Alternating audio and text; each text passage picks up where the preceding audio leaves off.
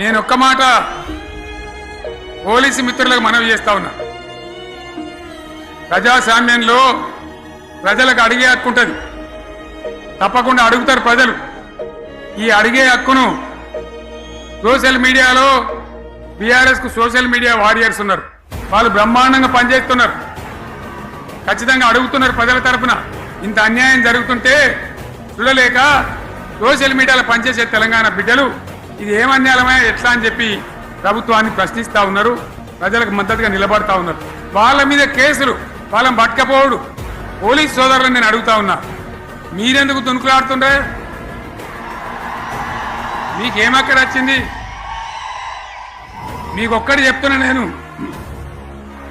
గ్యారంటీగా పోలీసు మిత్రులారా, ఇవాళ పోయి రాత్రి మీ డైరీలలో రాసుకోండి,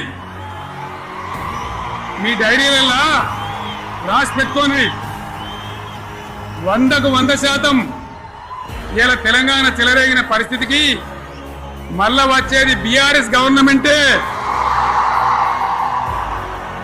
అది ఎవరు కూడా ఆపలేడు, అది ఎవరి తరం కాదు, ఎవరి వశం కాదు.